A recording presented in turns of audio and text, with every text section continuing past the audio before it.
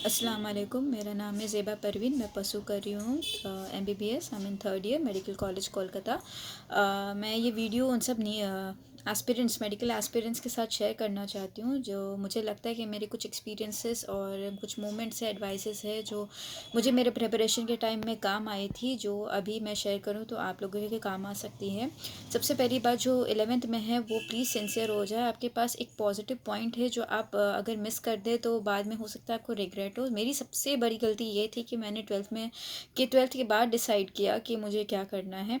तो क्योंकि 11th बहुत ज़रूरी होता है, बोर्ड्स नहीं होते 11th में, तो हम रिलैक्स हो जाते हैं, जो बाद में बहुत बड़ी डिसएडवांटेज होती है, क्योंकि टाइम बहुत इंपॉर्टेंट है। 11th के जो कॉन्सेप्ट्स है, जितने भी फिजिक्स के है, केमिस्ट्री के लिए है, न्यूट्रोफिलिक इलेक्ट्रोफिलिक रिएक्शंस, इलेक्ट्रोनेगेटिविटी के कॉन्सेप्ट्स, जो मैकेनिक्स है, सारे सब एप्लीकेशंस है, सब कॉन्सेप्ट्स है, जिसके एप्लीकेशंस एक्चुअली क्लास 12 में काम आते हैं। तो अगर आपके कॉन्सेप्ट सही नहीं है तो एप्लीकेशन में आपको उतनी स्ट्रांग नहीं होगी। और इसलिए अगर आप 11th में, तो प्लीज़ इसको सिंसियरली यूज़ करें, ये वक्त वापस नहीं आएगी। दूसरी बात कि अगर आप 12th कर चुके हैं या 12 में हैं तो और अब अभी भी रिग्रेट कर रहे हैं कि मैंने अपना वक्त ज़ाया कर दिया, या जो 11th में उनके एडवांटेज में वही कर पाते हैं, तो आप ये सब सोच के और वक्त ज़ाया कर रहे हैं। ऐसा होता है, मगर इम्पॉसिबल नहीं है कि 12th के बाद आप ना कर पाए। मैंने भी किया है। हाँ, कुछ डिसएडवांटेजेस होते हैं जिसके लिए कंपनसेट करना पड़ता है, डिप्रेशंस भी होते हैं, बट वो ओवरकम करना पड़ता है। उसमें आपका कोई ज़ोर नहीं है, आपको वर्क करना पड़ेगा। अल्टीमेटली हार्ड वर्क सबको करना पड़ता है, चाहे आप 11th में हो या 12th में हो या 12th के बाद हो। Hard work is the key to success in any competitive exam.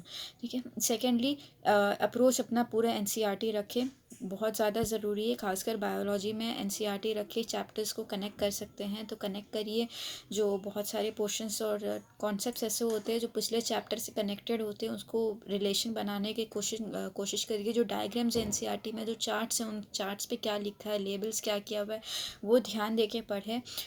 फिर उसके बाद जो केमिस्ट्री में है, केमिस्ट्री में NCERT के कुछ इनऑर्गेनिक के पोर्शन है, देख सकते हैं, बट फिज़िक्स में NCERT शायद ना हो पाए कॉम्पिटिटिव के लिए। तो उसके लिए सर के नोट्स ही इनफ होते हैं। सर के नोट्स बार बार रिवाइज करें और MCQ अप्रोच रखिए। सारे सब्जेक्ट के लिए MCQ अप्रोच कॉम्पिटिटिव के लिए बहुत ज़रूरी है, क्योंकि सारे जो पेपर अटेम्प्ट करने के तरीके होते हैं, उसमें कुछ क्वेश्चंस इतने हाई लेवल होते हैं जो जानबूझ के डाले जाते हैं ताकि आपके टाइम वेस्ट हो। तो आप जितने MCQ प्रैक्टिस करेंगे, जितने ज़्यादा मॉक एग्ज़ाम्स देंगे, आपको पेपर अटेम्प्ट करने का जो टैलेंट आता है वो आप डेवलप कर पाएंगे। पेपर कैसे अटेम्प्ट किया जाता है, ये सब फैकल्टी में सर टाइम टाइम पे बताते रहते हैं, डिस्कस करते रहते हैं, तो उस सब चीज़ को नोट डाउन करके पेपर में अप्लाई करना पड़ता है। जब आप मॉक देते हैं तो पहले दो कुछ अटेम्प्ट में आपको वो टेक्निक नहीं ग्रास्प हो पाएगा, बट आप जैसे जैसे मॉक्स देंगे और उस मॉक्स को एनालाइज करेंगे तो वो टेक्निक आपको खुद पे खुद आ जाएगा कि पेपर फाइनली अटेम्प्ट कैसे करना है। फिर जो मॉक्स देंगे उसमें जो भी गलतियां हैं उसको एनालाइज करना बहुत ज़रूरी है। ऐसा नहीं कि एग्ज़ाम दे दिया, छोड़ दिया, मार्क्स कैलकुलेट कर दिया, उसको दोबारा देखा नहीं। जो गलतियां हुई हैं उसको दोबारा देखना बहुत ज़रूरी है, एनालाइज करना बहुत ज़रूरी है। तो फर्स्टली रिवीजन रखें।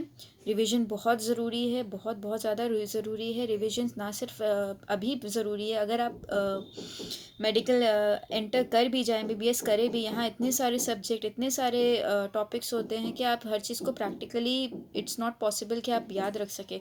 तो रिवीजन ही काम आता है। रिवीजन को आप इस वर्ड को ब्रेक करें, इसका मतलब है रिविजन, चीज़ों को बार बार देखना। हमारी विजुअल पावर बहुत ज़्यादा स्ट्रांग होती है, विजुअल मेमोरी बहुत स्ट्रांग होती है। जो हम देखते हैं वो बहुत जल्दी भूलते नहीं है।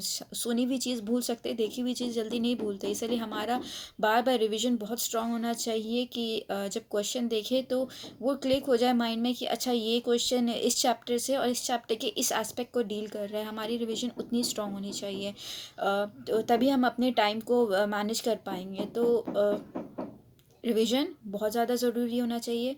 डिसिप्लिन ज़रूरी है। अप्रोच NCERT होना चाहिए। 11th में है तो 11th से सिंसियरिटी दिखाना शुरू कर दे। 12th में है तो अभी देर नहीं है, रिग्रेट करिएगा तो और वक्त ज़ाया हो रहा है आपका, और कुछ नहीं हो रहा है, बस वक्त ज़ाया हो रहा है और डिप्रेशन और ज़्यादा बिल्डअप हो जाएगा। इसलिए वो उतना ना सोचे, जो वक्त है उसको यूज़ करें। रही बात इस बीच में मोटिवेशन की बहुत ज़रूरी होती है। हमें याद है कि जब शहर में थे तो सर लास्ट में हमेशा मोटिवेशनल कोर्स सुनाते थे, स्टोरी सुनाते थे। उस वक्त लगता था अरे क्या सर सुना रहे, ये सब फालतू की चीज़ें, मतलब क्लास हो गई हैं, ख़त्म हो गया, बस सर छुट्टी दे दीजिए। बट अब रियलाइज़ होता है मुझे आज तक वो कोट्स याद है, वो स्टोरीज़ याद है, तो वो लाइफ में काम आती हैं। डिप्रेशंस होते हैं और बहुत सारे पर्सनल इश्यूज़ भी बहुत लोगों के होते हैं, तो वो आपको बैलेंस करना बहुत ज़रूरी आना चाहिए। ये आर्ट है। आप लाइफ के किसी भी स्टेज में हो, पर्सनल इश्यूज़ हमेशा रहेंगे, इट्स अ कांस्टेंट थिंग। तो उस चीज़ से ओवरकम करिए, इसको अपने एकेडमिक्स में अफेक्ट मत करिए। इंस्टीट्यूट हमेशा आपके साथ होता है, बट एट द एंड आपके क्या एफर्ट है वही मैटर करते हैं। सब इंस्टीट्यूट साथ है, टीचर्स साथ है, आप जो डाउट लेके जाइएगा वो क्लियर होगा, बट अगर आप एफ़र्ट खुद नहीं दीजिएगा तो वो फिर बहुत बड़ी प्रॉब्लम है। जैसे मुझे मोल कॉन्सेप्ट, एवोगाड्रो नंबर बहुत डर लगता था इन सब चीज़ों से। जब फिज़िक्स के डाउट सर के पास लेके जाती थी तो सर को बोलती थी नहीं हो पाएगा, तो सर बोलते थे कि आपने पेन चलाया। कहने का मतलब आपने एफ़र्ट दिला, कितना एफ़र्ट दिया इस क्वेश्चन को करने के लिए। तो आपको जब नहीं समझ आ रहा, नोट्स फिर से पढ़े, उस कॉन्सेप्ट को फिर से पढ़े और फिर से क्वेश्चन लगाए, और नहीं बन पा रहा तो सर से पूछे, सर ज़रूर बताएंगे।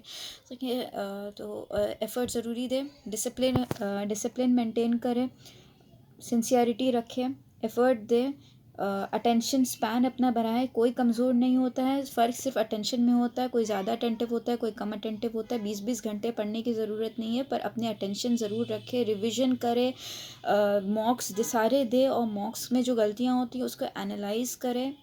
और बस आई होप मेरे कुछ बातें जो मैं शेयर कर पाई हूँ उसको आप रिलेट कर पाएँ और एक्सेप्ट करें। अगर आपको लगता है कि आपके काम आए तो बहुत अच्छी बात है, प्लीज़ इसको एक्सेप्ट करें अगर आपको लगता है। Best of luck, thank you.